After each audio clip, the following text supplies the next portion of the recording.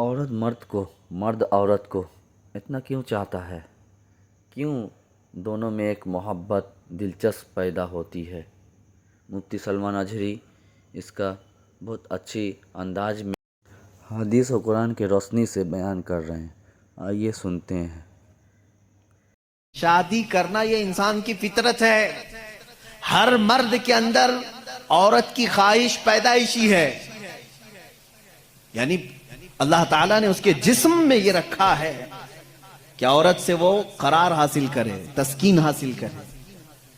مردوں کو اللہ نے یہ خصوصیت دی ہے، صفت دی ہے، اور عورتوں کے بھی اندر اللہ نے یہ رکھا ہے کہ ان کا میلان یا ان کی توجہ مردوں کی طرف ہے، لیکن اس کو اسلام نے ایک حلال طریقے سے باندھا ہے، وہ نکاح کے ذریعے سے۔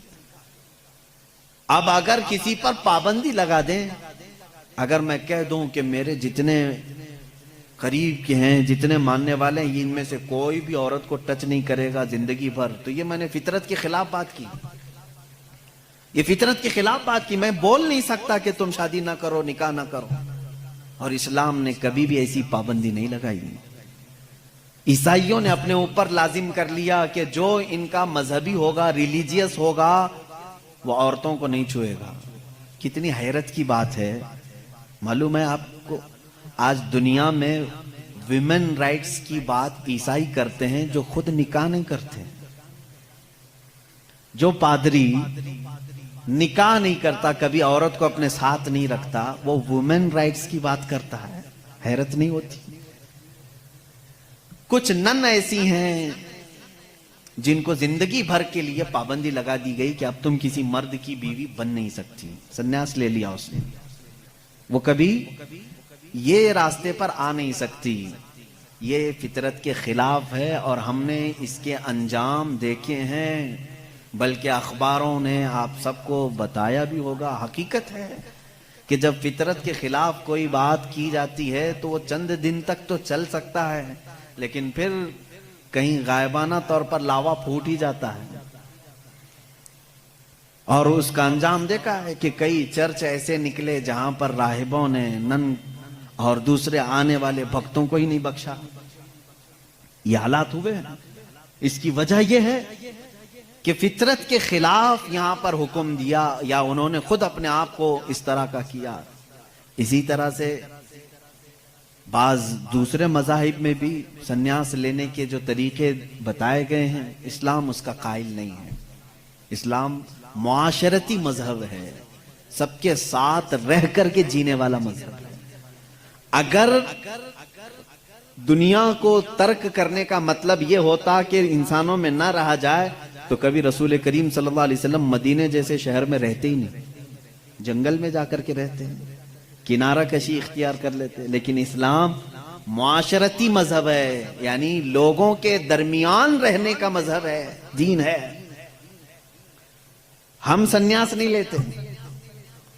ایک صحابی، 3 صحابہ حضور صلی اللہ تعالی علیہ وسلم کے حجرے کے باہر کھڑے ہو کر کے یہ باتیں کر رہے تھے۔ حضور صلی اللہ علیہ وسلم رات کو عبادت کے لیے کھڑے ہوتے تو آدھی رات گزر جاتی تھی، تو تینوں نے دیکھ کر کے کہا یہ تو بخشے ہوئے ہیں، یہ معصوم ہیں، ان سے کوئی خطا نہیں ہوئی، اس کے بعد اتنی عبادتیں ہیں ان کی، ہم جیسوں کو تو کیا کرنا چاہیے، بڑی عبادت کرنی چاہیے۔ جب رسول اتنی عبادت کر رہے ہیں، تو ان تینوں صحابہ میں سے تینوں نے کیا کیا جانتے ہیں؟ ایک نے یہ اس دن وعدہ کر لیا، آج کے بعد سے میں کبھی کسی عورت کے پاس جاؤں گا ہی نہیں، زندگی بھر کے لیے عورت کے قریب نہیں جاؤں گا۔ دوسرے صحابی نے کہا آج کے بعد سے میں کبھی رات کو سوؤں گا ہی نہیں، پوری رات کھڑا رہوں گا۔ تیسرے صحابی نے کہا آج کے بعد سے میں کبھی کھاؤں گا ہی نہیں، دن میں بھی اور رات میں بھی روزہ رکھوں گا۔ رسول کریم صلی اللہ تعالی علیہ وسلم اندر سے سن رہے تھے، باہر تشریف لائے ہیں، اور میرے آقا صلی اللہ تعالی علیہ وسلم نے پوچھا تم میں سے کون کون ہے جو یہ باتیں کر رہا تھا؟ وہ صحابہ نے کہا کہ یا رسول اللہ صلی اللہ علیہ وسلم، ہم نے آپ کی عبادتوں کو دیکھ کر کے یہ کہا، جب آپ سید الانبیاء ہیں، معصوم ہیں، آپ اتنی عبادت کرتے ہیں، تو پھر ہماری عبادت کا حال کیا ہونا چاہیے؟ ہمیں بہت زیادہ عبادت کرنے کی ضرورت ہے، اس لیے ہم نے ایسے ایسے عہد کیے۔ میں نے کہا ہے کہ آج سے میں عورتوں کو چھوؤں گا نہیں، کبھی کسی کے قریب نہیں جاؤں گا۔ نکاح کر کے بھی نہیں جاؤں گا.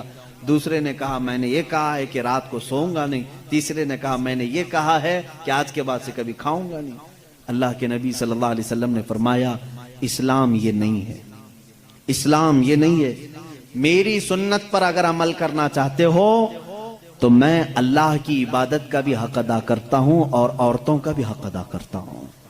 میں نے اپنی رات کو تقسیم کر رکھا ہے, بیویوں کے لیے بھی حق ہے اور اللہ کی عبادت کا بھی حق ہے. اور دوسرے سے کہا تم نے کہا کہ رات کو کبھی سوؤں گا ہی نہیں, یہ بھی ہمارا طریقہ نہیں ہے, تم فطرت کے خلاف بات کر رہے ہو, بیمار ہو سکتے ہو, روزانہ رات پورے نہیں سو رہے. اب یہاں اس پر میں رک کر کے کہوں گا حضور صلی اللہ علیہ وسلم نے اس صحابی کو منع کیا جو یہ کہہ رہے تھے میں رات بھر عبادت کروں گا. حضور نے فرمایا میری سنت یہ ہے کہ میں تھوڑی رات آرام کرتا ہوں اور تھوڑی رات اپنے رب کی عبادت بھی کرتا ہوں. تمہارے جسم کا بھی تم پر حق ہے, اس کو بھی آرام دو. اور پھر تیسرے صحابی سے کہا میری سنت یہ ہے کہ میں افطاری بھی کرتا ہوں اور سحری بھی کرتا ہوں اور روزہ بھی رکھتا ہوں. ایسا نہیں کہ پورا پابندی کر لیا, جبکہ وہ رسول جن کو اللہ تعالیٰ جنت سے کھلاتا پلاتا ہے, اس کے باوجود میرے آقا صلی اللہ علیہ وسلم فرماتے ہیں کہ کنٹینیو روزہ رکھنا نہیں چاہیے, کہ تمہارے جسم کا تم پر حق ہے, کمزوری آ جائے گی. حضور نے منع فرمایا میں ایک دن روزہ رکھتا ہوں ایک دن نہیں رکھتا, یا میں افطار کرتا ہوں شام کے وقت اور دن میں روزہ رکھتا ہوں. اس کا مطلب یہ ہے میرے عزیزو, اس پوری حدیث کا خلاصہ یہ ہے اللہ کے نبی صلی اللہ تعالی علیہ وسلم نے جو حکم دیے, اسلام کا خلاصہ یہ ہے کہ اس میں کہیں پر بھی افراط و تفریط نہیں, یعنی بہت تنگی والے حکم بھی نہیں اور بہت ڈھیل بھی نہیں. اسلام درمیانی راستہ ہے, درمیانی راستہ ہے. اب یہاں ان لوگوں کو سوچنا چاہیے حضور نے جس صحابی کو رات بھر عبادت کرنے کے لیے منع کیا, یہاں رات بھر گیم کھیلنے والے لوگ موجود ہیں, پوری رات بھر عیاشی کرنے والے موجود ہیں. ان کو تو رات بھر کھڑے ہو کر کے عبادت کرنے کو میرے آقا نے منع کیا تھا. آرام کرو تھوڑی دیر, اپنے جسم کو راحت پہنچاؤ. اس طرح سے اسلام کی یہ خصوصیات ہے کہ اسلام انسان کی فطرت کے عین مطابق ہے, اسلام کی فطرت کے مطابق ہے. اسی لیے قرآن کہتا ہے لا یکلف اللہ نفسا الا وسعہا. میں آج چیلنج کرتا ہوں, ایک ایسا حکم لا کر کے دکھا دو, ایک ایسا حکم اسلام میں کہ جس میں ایسا لگتا ہو کہ یہ انسان کے لیے بھاری ہے. ایسا نہیں ہونا چاہیے, ایسا نہیں ہونا چاہیے تھا.